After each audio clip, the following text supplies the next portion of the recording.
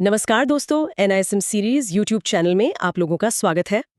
सभी का बहुत बहुत स्वागत है आज के इस सेशन में। नमस्कार दोस्तों, आज हम NISM सीरीज 21A के चैप्टर 1 इन्वेस्टमेंट से 20 मोस्ट इम्पॉर्टेंट क्वेश्चंस डिस्कस करेंगे जो एग्जाम में बार बार आते हैं। और ये वो सवाल हैं जहां स्टूडेंट्स अक्सर गलती कर बैठते हैं, तो ध्यान से सुनिएगा। वैसे ये 20 क्वेश्चंस तो हम डिस्कस करेंगे, लेकिन प्रैक्टिस के लिए और भी क्वेश्चंस चाहिए होंगे ना? हाँ बिल्कुल, इसलिए nismseries.com पे जाओ। वहां हर चैप्टर के लिए चैप्टर वाइज क्वेश्चंस हैं। अनलिमिटेड टाइम्स प्रैक्टिस कर सकते हो। इंडिया का बेस्ट प्लेटफॉर्म है NISM सीरीज एग्जाम प्रिपरेशन के लिए। चलो अब क्वेश्चन शुरू करते हैं। बिल्कुल। तो शुरुआत करते हैं क्वेश्चन नंबर 1 से। Right. Question 1. Why is there a need to borrow or have surplus money in a life cycle? Options are A. Desire for speculation, B.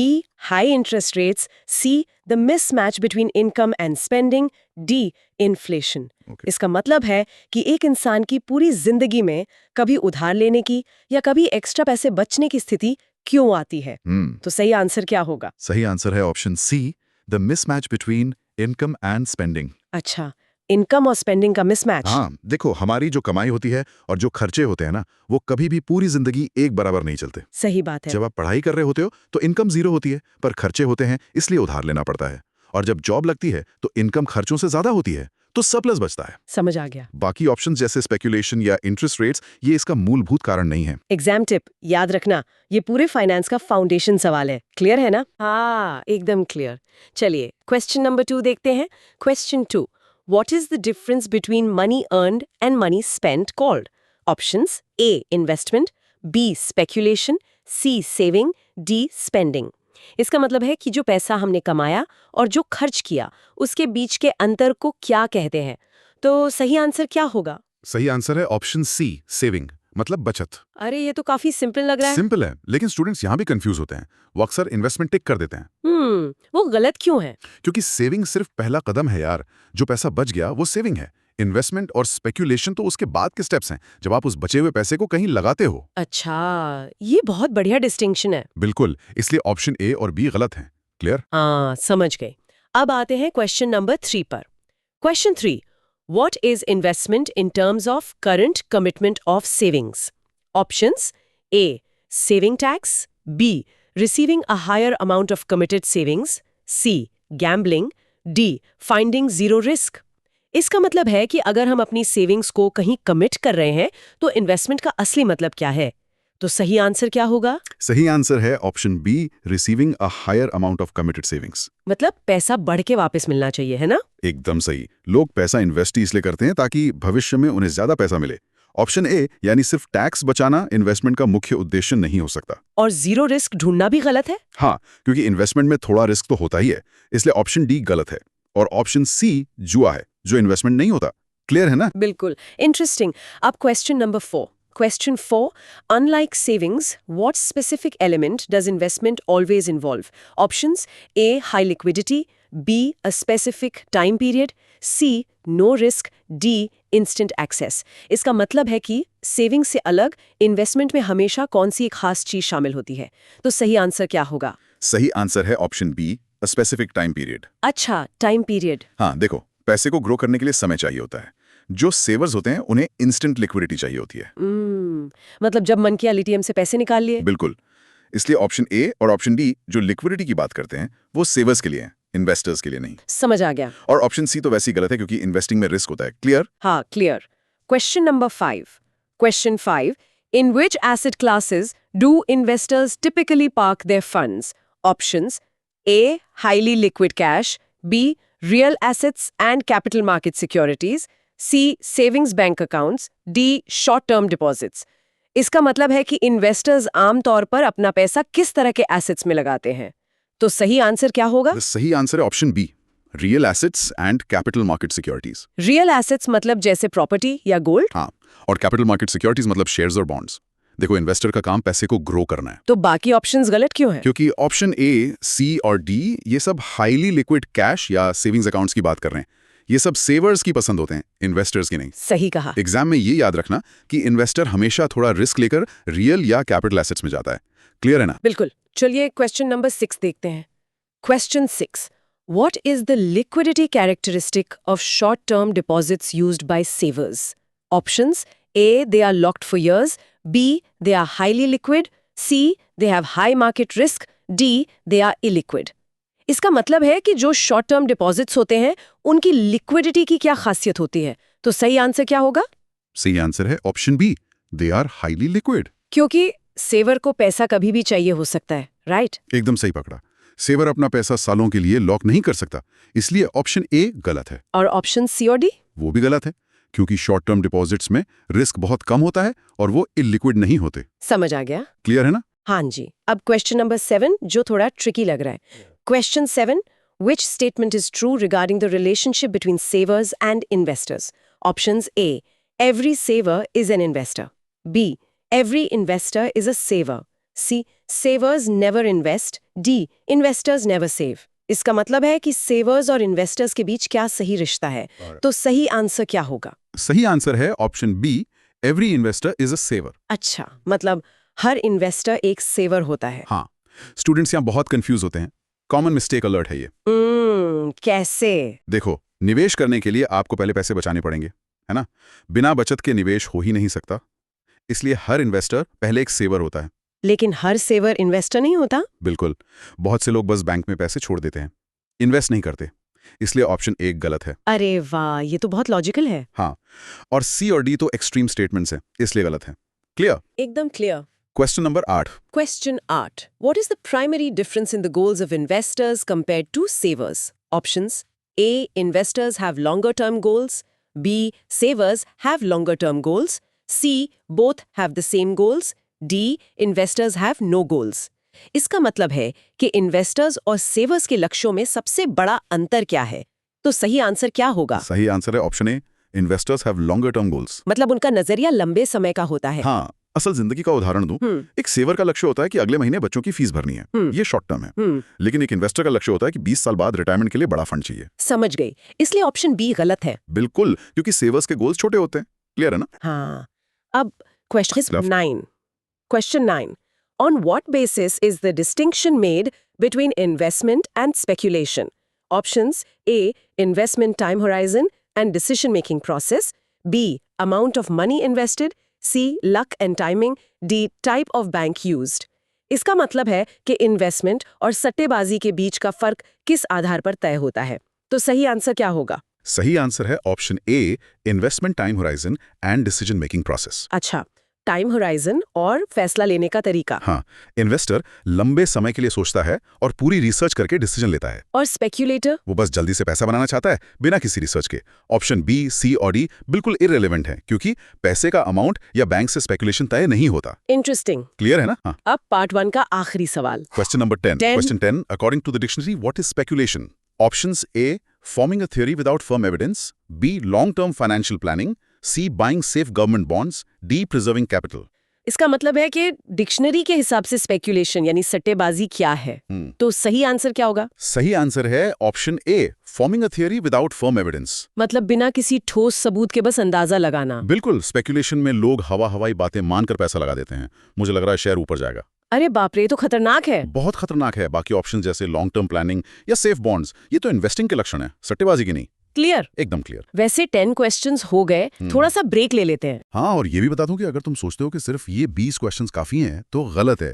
Practice और भी चाहिए। nismseries.com पे hundreds of questions हैं, हर chapter के proper mock test के साथ। Unlimited practice करो, confidence बढ़ाओ। चलो, रिमेनिंग 10 क्वेश्चंस करते हैं। बिल्कुल सही कहा। चलिए शुरू करते हैं। Question number 11। Question 11. In the investment process, when is an asset typically bought in relation to its intrinsic value? Options: A, when intrinsic value is lower than current market price. B, when intrinsic value is equal to market price. C, when intrinsic value is higher than the current market price. D, intrinsic value is ignored. इसका मतलब है कि intrinsic value के हिसाब से कोई asset कब खरीदा जाना चाहिए। तो सही आंसर क्या होगा? सही आंसर है option C, when intrinsic value is higher than the current market price. ये थोड़ा टेक्निकल लग रहा है। देखो, इसे वैल्यू इन्वेस्टिंग कहते हैं। अच्छा। इंट्रिंसिक वैल्यू मतलब शेयर की असली कीमत। अच्छा। अगर किसी शेयर की असली कीमत 100 रुपए है और मार्केट में वो 80 रुपए में मिल रहा है, तभी तो उसे खरीदने में फायदा है ना। ओह, मतलब असली कीमत मार्केट प्राइस से ज्यादा होनी चाहिए। बिल्कुल, तभी तो मुनाफा होगा। अगर असली कीमत कम है, जो ऑप्शन ए है, तो आप घाटे का सौदा कर रहे हैं। समझ आ गया, बहुत बढ़िया एग्जाम्पल था। क्लियर है ना? हाँ। Question number 12. Question 12 What is often ignored while speculating? There is इसका options. मतलब है कि सट्टेबाजी करते समय अक्सर किस बात को नजरअंदाज कर दिया जाता है. तो सही आंसर क्या होगा? सही आंसर है option B, the risk involved. मतलब सट्टेबाज रिस्क नहीं देखता, हाँ यार, सट्टेबाज का पूरा ध्यान सिर्फ और सिर्फ मुनाफे पर होता है। लालच में अंधा हो जाता है. बिल्कुल सही। उससे लगता है कि रातों रात पैसा डबल हो जाएगा और इसी चक्कर में वो रिस्क भूल जाता है। इसलिए ऑप्शन ए गलत है, क्योंकि प्रॉफिट तो वो देखता ही है। समझ गए? क्लियर है? हाँ जी. Question number 13. Question 13. In what terms are investment objectives primarily defined? Options है A. Only the expected return, B. Only the market risk, C. Risk, return and liquidity preferences, D. Tax saving benefits. इसका मतलब है कि investment के goals को किन चीजों से डिफाइन किया जाता है. तो सही आंसर क्या होगा? सही आंसर है option C, risk, return and liquidity preferences. अच्छा, इन तीनों का कॉम्बिनेशन. हाँ, एक सफल निवेश के लिए इन तीनों का बैलेंस होना बहुत जरूरी है। सिर्फ रिटर्न देखना काफी नहीं है. नहीं, सिर्फ रिटर्न जो ऑप्शन ए है देखना बहुत खतरनाक है। आपको देखना होगा कि आप कितना रिस्क ले सकते हैं और पैसा कब वापस चाहिए। बहुत ही प्रैक्टिकल बात है. क्लियर है मैम? एकदम. Question number 14. Question 14. What can be the consequence of defining investment goals solely based on return? Options: A. Guaranteed wealth creation, B. Inappropriate asset allocation and risky strategies, C. Complete elimination of risk, D. Perfect portfolio diversification. इसका मतलब है कि अगर investment goals सिर्फ return के आधार पर तय किए जाएं तो इसका क्या अंजाम हो सकता है. तो सही आंसर क्या होगा? सही आंसर है option B, inappropriate asset allocation and risky strategies. मतलब गलत जगह पैसा लग जाना. हाँ, अगर आप सिर्फ रिटर्न देखोगे तो आप लालच में आकर ऐसी जगह सारा पैसा डाल दोगे जहां डूबने का चांस बहुत ज्यादा है। बाप रे. और ऑप्शन ए और सी तो बिल्कुल झूठे वादे हैं। गारंटीड वेल्थ या जीरो रिस्क जैसी कोई चीज नहीं होती फाइनेंस में। सही बात है. क्लियर है? हाँ बिल्कुल. अब क्वेश्चन नंबर 15, ये बहुत जरूरी लग रहा है. Question 15. What is the relationship between risk and return? Options: A. Risk leads return, B. Risk leads return, C. They are mutually exclusive, D. Returns dictate the market completely. इसका मतलब है कि रिस्क और रिटर्न के बीच क्या रिश्ता है, कौन किसको लीड करता है. तो सही आंसर क्या होगा? सही आंसर है option B, risk leads return. मतलब रिस्क आगे चलता है. हाँ, एग्जाम टिप दे रहा हूं, ध्यान से सुनना। बहुत से स्टूडेंट सोचते हैं कि रिटर्न लीड्स रिस्क, जो कि बिल्कुल गलत है। अच्छा, ऐसा क्यों? क्योंकि मार्केट में पहले आपको रिस्क उठाना पड़ता है। आप रिस्क लेते हो तब जाकर मार्केट आपको उसके बदले में रिटर्न देता है। समझ गए. मतलब पहले रिस्क तय होता है. बिल्कुल, बिना रिस्क लिए रिटर्न नहीं मिलता, इसलिए ऑप्शन ए गलत है। क्लियर है ना? हाँ, ये तो हमेशा याद रहेगा. Question number 16. Question 16. What should be analyzed for an investor before discussing desired returns? Options: A. Their favorite companies, B. Risk appetite, C. Historical stock charts, D. Global economic policies. इसका मतलब है कि किसी इन्वेस्टर को कितना return चाहिए, ये बात करने से पहले क्या एनालाइज करना चाहिए. तो सही आंसर क्या होगा? सही आंसर है option B, risk appetite. Risk appetite मतलब रिस्क लेने की क्षमता। हाँ. इन्वेस्टर की रिस्क लेने की क्षमता और इच्छा जाने बिना रिटर्न की बात करना एकदम बेमानी है। जैसे बिना बीमारी जाने दवा दे देना. एकदम परफेक्ट उदाहरण। आप किसी को सीधा शेयर मार्केट में पैसा लगाने को नहीं कह सकते अगर वो रिस्क नहीं ले सकता। सही कहा. बाकी ऑप्शन सेकेंडरी हैं, सबसे पहले रिस्क एपेटाइट देखना होता है। क्लियर, एकदम clear. Question number 17. Question 17. Which investment objective focuses on protecting the principal amount from decreasing? Options: A. Speculation, B. Current income, C. Capital preservation, D. Capital appreciation. इसका मतलब है कि वो कौन सा इन्वेस्टमेंट ऑब्जेक्टिव है जिसका मेन फोकस मूलधन को कम होने से बचाना होता है. तो सही आंसर क्या होगा? सही आंसर है option C, capital preservation. Preservation मतलब बचा कर रखना. हाँ, नाम से ही पता चल रहा है। इसमें इन्वेस्टर रिस्क नहीं लेना चाहता, वो बस ये चाहता है कि जितना पैसा डाला है वो डूबे नहीं। तो कैपिटल अप्रिशिएशन क्या होता है? वो ऑप्शन डी है, जिसका मतलब है पैसे को बढ़ाना, और करंट इनकम मतलब रेगुलर कैश फ्लो। यहाँ सवाल मूलधन बचाने का है, इसलिए सी सही है। समझ आ गया? क्लियर है ना? हाँ. Question number 18. हाँ. Question 18. For which type of investors is capital appreciation a suitable objective? Options: A.